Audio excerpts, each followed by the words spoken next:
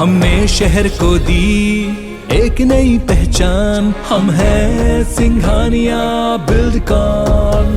मध्य प्रदेश में गायों के संरक्षण के लिए सैकड़ों गौशालाएं चल रही हैं, लेकिन फिर भी गायों की मौत के मामले हमारे सामने आते रहते हैं। 30 जनवरी को भोपाल के बसई गांव में 100 से ज्यादा गायों की मौत हुई। मामला मीडिया में आने के बाद सत्ता पक्ष और विपक्ष की प्रतिक्रियाएं भी आई और गौवंश के संरक्षण के दावे भी किए गए। गौवंश को लेकर भारत सरकार ने भी आंकड़े जारी किए हैं और बताया है कि पशु गणना साल 2019 के अनुसार मध्य प्रदेश में आवारा गौवंश बढ़कर 8,53,000 तक जा पहुंचे हैं। वहीं प्रदेश में गौवंश बढ़ने की बजाय घट रही है।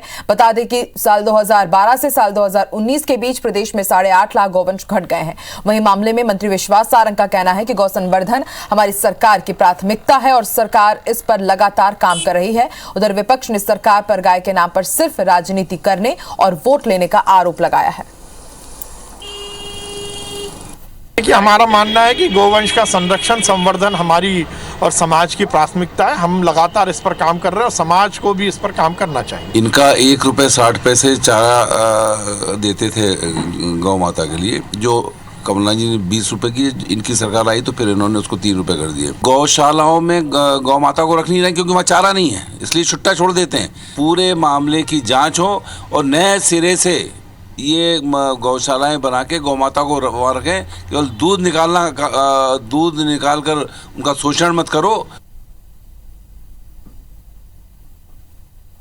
और ज्यादा जानकारी के लिए रुक कर लेते हैं भोपाल का। बात करेंगे हमारे सहयोगी विवेक से, जो इस वक्त भोपाल से हमारे साथ लाइव जुड़ चुके हैं। विवेक, हमने स्टोरी दिखाई और ये भी बताया कि जिस प्रकार से पशु गणना साल 2019 के आंकड़े सामने आए हैं, वो कहीं ना कहीं यही इशारा कर रहे हैं कि आवारा मवेशियों की जो संख्या है वो बढ़ती जा रही है और जो गोवंश के संरक्षण के दावे किए जा रहे हैं वो सिर्फ कागजों तक ही सिमट गए हैं। और उसके साथ ही कहना गलत नहीं होगा कि पिछले दिनों जो मामला सामने आया है, कार्रवाई तो की गई है लेकिन वो नाकाफी साबित हो रही है संरक्षण के हिसाब से। देखिए, गाय और गौवंश की यदि हम बात करें तो सरकार का उद्देश्य है, सरकार ये चाहती है कि इनके वंश में वृद्धि हो। बड़ी संख्या में जो गाय है अलग अलग नस्ल की, उनकी जो है वृद्धि हो, गौवंश की वृद्धि हो।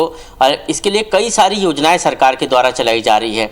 लेकिन यदि हम आंकड़ों पे गौर करें तो जो आवारा पशुओं के आंकड़े हैं वो ये बताते हैं कि मध्य प्रदेश में आवारा पशु बढ़े हैं लेकिन गौवंश धीरे धीरे कम होता जा रहा है। और उसके पीछे का सबसे बड़ा कारण यही है कि लोग गाय का दूध निकालने के बाद उसको सड़कों पर छोड़ देते हैं। यदि गाय जब तक दूध देती है तब तक तो उसका उपयोग किया जाता है, नहीं तो उसके बाद उसको सड़कों पर छोड़ दिया जाता है। ऐसी हालत गौवंश को लेकर है। दूसरी तरफ एक जानकारी और सामने आई है कि जो गौशालाएं होती उसमें गाय तब पहुंचाई जाती है जब गाय जो है बहुत कमज़ोर हो जाती है और बहुत ज़्यादा बीमार हो जाती है। ऐसी स्थिति में आवारा गाय को या फिर गाय को ले जाकर गौशाला में छोड़ दिया जाता है और फिर उनकी मौत हो जाती है। ये भी एक बड़ा कारण है और यही कारण है कि सरकार की योजनाओं पर भी सवाल खड़े हो रहे हैं कि आखिर गौवंश में वृद्धि को लेकर और सरकार की तमाम योजनाएं यदि चल रही है तो फिर गौवंश कम क्यों हो रहा है और आवारा पशु जो गौवंश है उसकी संख्या में इजाफा क्यों हो रहा है। वहीं दूसरी तरफ गौवंश जो है यदि सड़कों पर है तो फिर गौशालाओं में जो गाय है उनकी संख्या क्यों कम है। सरकार की योजनाओं पर भी सवाल खड़े हो रहे हैं और सामाजिक स्तर पर भी वो लोग जो गाय पर राजनीति करते हैं, गाय के नाम पर राजनीति तो करते हैं लेकिन सिर्फ राजनीति करते हैं, उनके संरक्षण और संवर्धन के लिए कुछ नहीं करते। उन लोगों पर भी सवाल खड़े हो रहे हैं कि आखिर वो किस तरह की राजनीति करते हैं और किस तरह संवर्धन और संरक्षण की बात करते हैं गाय के या गौवंश की। क्योंकि इस तरह यदि आवारा पशु सड़कों पर घूमेगा तो वो कहीं ना कहीं या तो खुद की दुर्दशा का भी शिकार होगा और दूसरे के जो है एक्सीडेंट का भी शिकार। कई बार हमने देखा कि दुर्घटनाएं जो है आवारा पशुओं के सड़क पर बैठने के कारण हो जाती है। खासकर हाईवे पे यदि हम बात करें तो सड़कें जो है सड़कों पर आवारा गौवंश बैठा रहता है जिसके कारण बड़ी दुर्घटनाएं हो जाती है, लोगों की जान तक चली जाती है।